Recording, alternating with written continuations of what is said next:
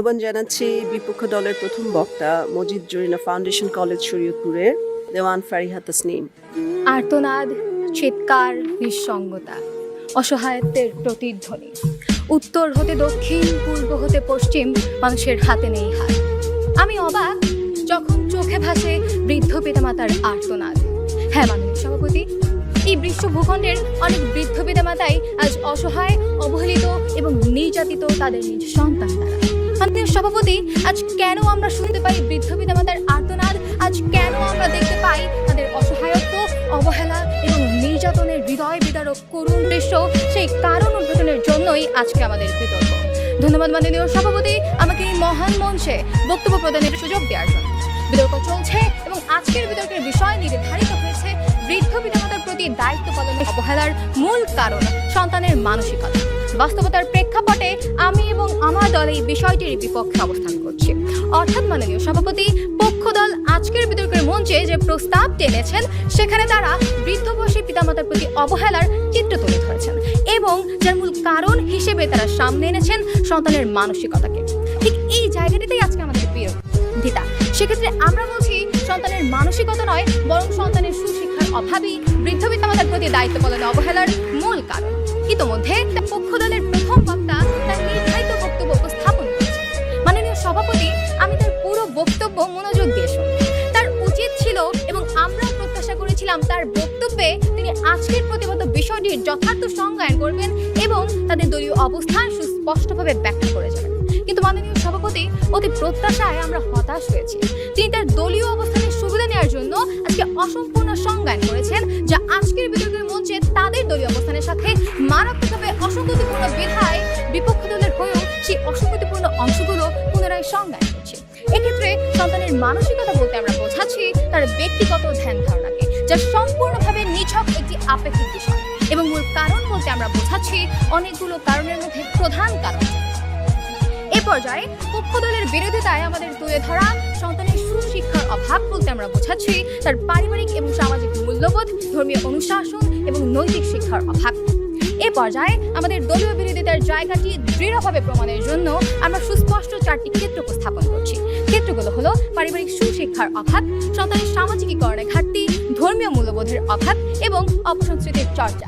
এই চারটি ক্ষেত্র সুস্পষ্ট তথ্য উপাত্ত যুক্তির মাধ্যমে আজকের বিতর্কের মঞ্চে আমরা প্রমাণ করে যাব সন্তানের মানসিকতা নয়, বরং সন্তানের সুশিক্ষার অভাবই বৃদ্ধ পিতামাতার প্রতি দায়িত্ব পালনের অবহেলার মূল কারণ।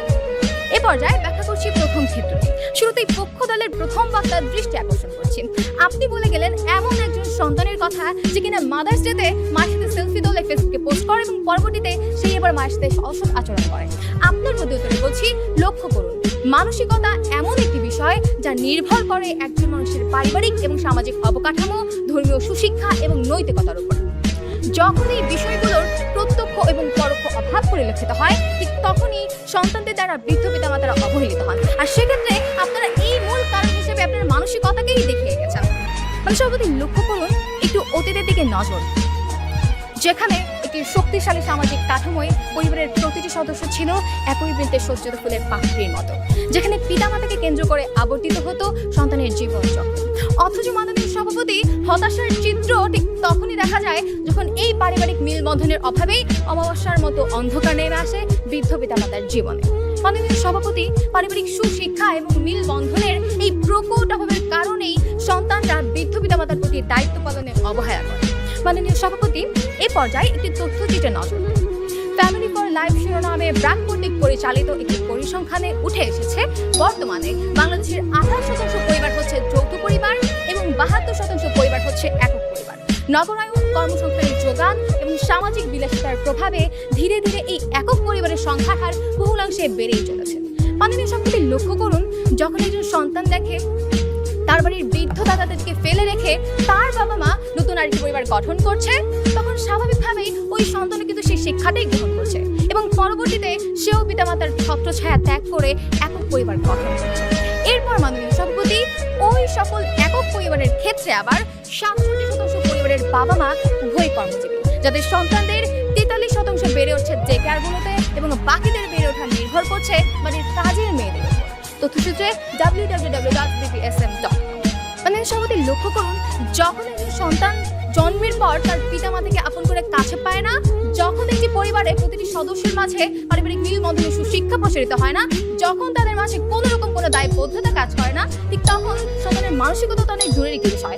স্বাভাবিকভাবেই পারিবারিক সুশিক্ষার এই সুবিশাল অভাবের কারণেই সন্তানরা বৃদ্ধ পিতামাতার প্রতি দায়িত্ব পালনে অবহেলা করে। সুতরাং মাননীয় সভাপতি, সন্তানের মানসিকতা নয় বরং সন্তানের সুশিক্ষার অভাবেই বৃদ্ধ পিতামাতার প্রতি দায়িত্ব পালনে অবহেলার মূল কারণ। ধন্যবাদ মাননীয় সভাপতি, ধন্যবাদ সবাইকে।